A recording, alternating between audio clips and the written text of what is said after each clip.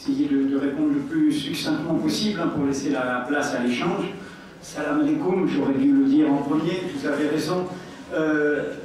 La vérité, c'est que je n'ai fait qu'une année d'arabe lors de ma première année d'université, que j'ai fait ici à la faculté centrale, où je faisais à la fois sciences politiques et mathématiques.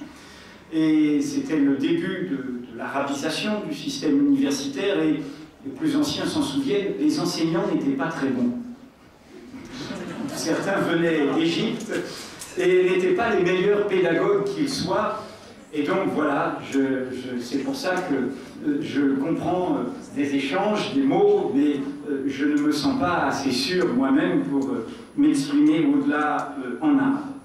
Deuxièmement, quelle est la limite? Je vous répondrai de deux manières.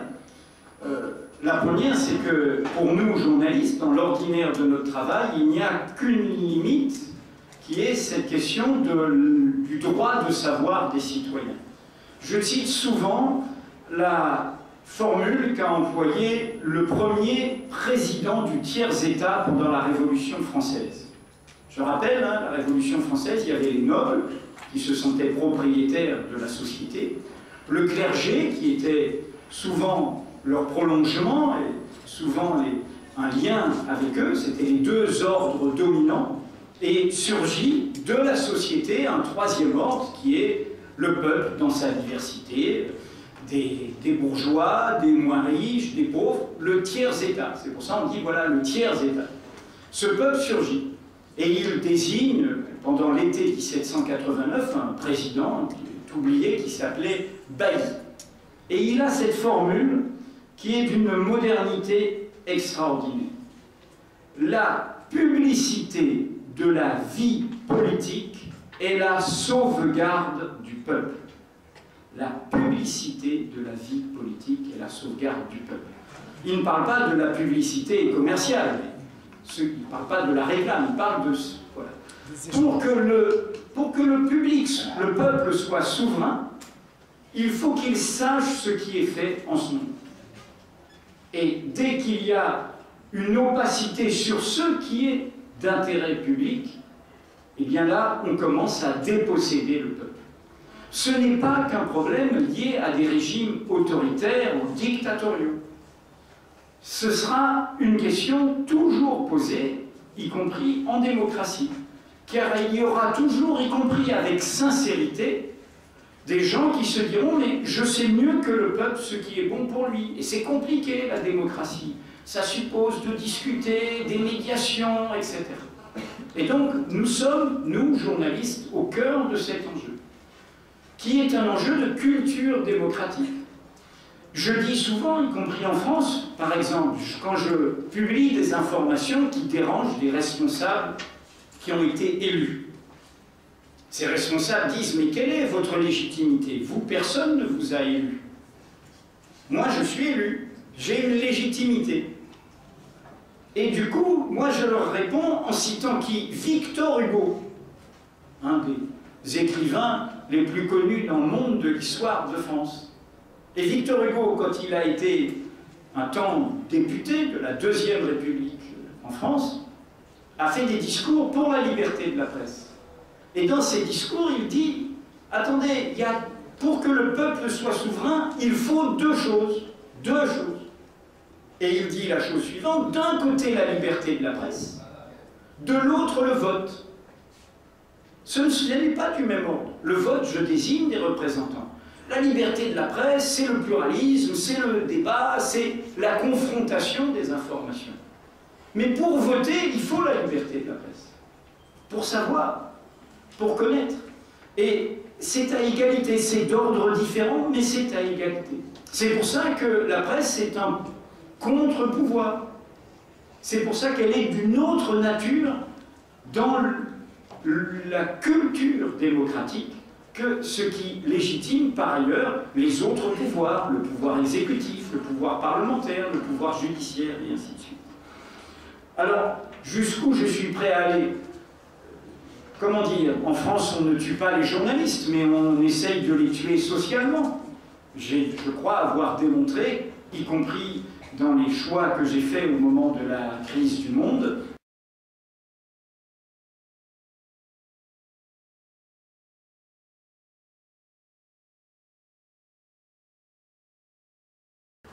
face aux attaques dont je faisais l'objet, que j'assumais ce que je faisais, que je ne capitulais pas, quitte à devoir faire mon chemin de façon solitaire. Quand le monde sous ma direction a été très vivant, je rappelle pour l'Algérie que c'est sous ma direction que le monde a fait sortir l'affaire Ossarès. J'ai dit, attention, les tortionnaires sont en train de mourir. Nous avions le témoignage de Louisette Iguilarguise. Oui, nous savons qu'il y a eu des tortures. Oui, nous savons qu'il y a eu des victimes. L'Algérie le sait encore mieux que nous, mais ça, ce n'est pas nouveau. En revanche, sait-on jamais, ils sont en train de mourir. Donc allons les voir. Peut-être que certains seront rattrapés par la culpabilité. Et c'est comme ça qu'à ma demande, une journaliste a appelé Monsieur Bijard. Il l'a envoyé balader. Monsieur Massu, ah!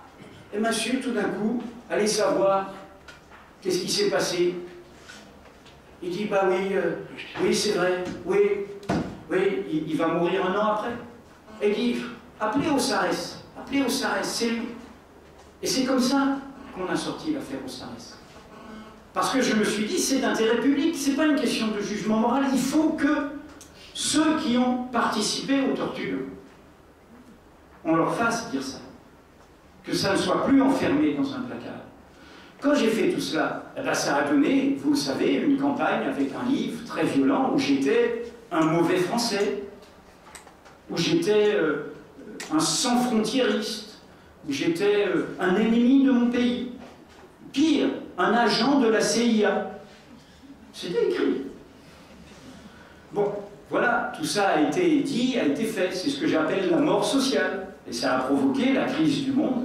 Et finalement, sa normalisation et mon départ. Je ne prétends pas être exemplaire en disant cela. Et c'est pour ça que je disais tout à l'heure qu'il ne faut pas, les journalistes, il ne faut pas leur demander d'être courageux. Il faut simplement qu'ils puissent faire honnêtement leur métier. Voilà sur la première question. Deuxièmement, Mediapart et son modèle économique. Mediapart, nous avons créé un modèle puriste. Je ne crois pas que ce soit le seul modèle possible dans la révolution actuelle. Mais il faut bien savoir que dans les pays de vieille presse, comme en Europe, la révolution numérique crée une profonde déstabilisation du journalisme. Eh bien, c'est simple. Des intérêts extérieurs au métier de journaliste viennent s'emparer des médias. Les grands médias français sont propriétés de marchands d'armes, de marchands du bâtiment et des travaux publics, de financiers des banques, de gens de l'import-export, de gens de l'industrie du luxe. Des gens qui n'ont aucun intérêt à la vitalité de l'information. Ils achètent des médias pour l'influence et pour que les médias ne publient pas les informations qui les dérangent. Ce que le fondateur du Monde appelait la presse d'industrie. Hubert Beuve-Méry parlait de la presse d'industrie. Nous sommes une industrie, il y a des entreprises. La presse d'industrie, c'est autre chose. C'est des intérêts industriels extérieurs à la vitalité de l'information qui rentrent et qui font en sorte qu'on ne sorte pas les informations qui les dérangent. Et donc nous sommes dans ce moment de faiblesse. Donc nous, qu'est-ce qu'on a voulu montrer dans ce moment de faiblesse? Qu'on pouvait, nous, des journalistes, créer un journal en ligne. Pour ça, je dis, c'est un journal, Mediapart. Il a une hiérarchie, il défend les mêmes valeurs que je défendais pendant 25 ans au monde. Et nous avons voulu le faire sur un modèle puriste, c'est-à-dire qu'il n'y a pas de publicité, il n'y a pas de subvention de l'État, il n'y a pas de mécène derrière nous, et nous ne vivons que grâce à nos lecteurs. Mediapart, au bout de 2 ans et demi, est devenu à l'équilibre et profitable, et nous avons fait 2 années, 2011 et 2012, de rentabilité. Le but n'est pas d'enrichir des actionnaires, mais de construire notre indépendance. C'est très simple. Mediapart, l'année dernière, c'était 5 millions d'euros, c'est petit, 5 millions d'euros de chiffre d'affaires, mais 570 000 euros de résultats nets, 11% du chiffre d'affaires. Cette année, ce sera 6 millions d'euros de chiffre d'affaires et 700 000 euros de résultats nets. Aucun média ne peut afficher ce type de pourcentage de rentabilité. Nous avons voulu montrer qu'on peut créer de la valeur simplement en faisant du journalisme. C'est un modèle qui fait école. Il va être lancé d'ici quelques semaines à Madrid, en Espagne, un cousin de Mediapart dans le contexte de grande crise de la presse espagnole. Le journal El País a annoncé le licenciement d'un tiers des personnels d'El País. Un tiers.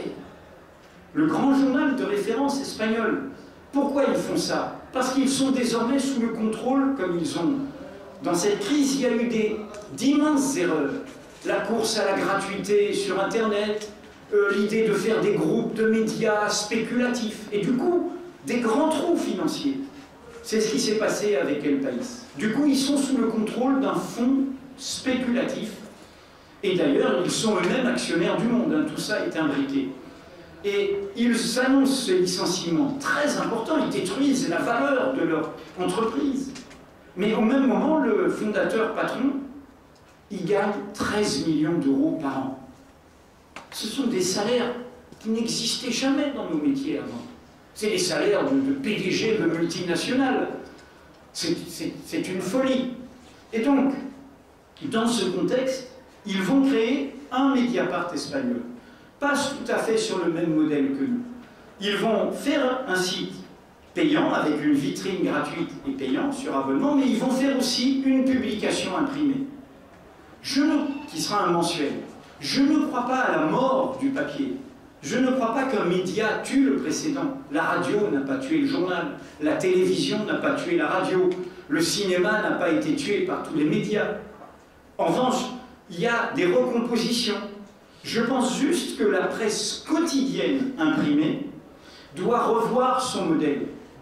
Et l'enjeu pour l'Algérie n'est pas d'abord un enjeu des entrepreneurs de presse, c'est de la société. Je l'ai dit hier, la remise du prix, il y avait un opérateur téléphonique.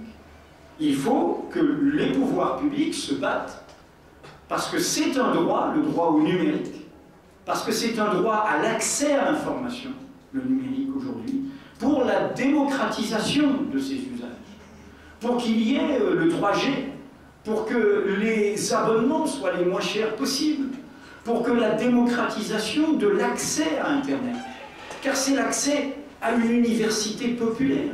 Rendez-vous compte, nous sommes dans une université ici, vous enregistrez les cours des professeurs, eh bien, le public peut y avoir accès, peut partager le savoir. C'est un idéal démocratique formidable. Et donc c'est un enjeu de société que le droit d'accès au numérique, la neutralité, comme l'on dit, d'Internet, que les autorités, face aux opérateurs privés et à leurs intérêts d'entreprises privées, fassent en sorte que la société ait accès à ça. Car c'est une formidable possibilité de démocratisation. Rendez-vous compte, sur le passé, toute société, nous traitons le présent comme journalistes.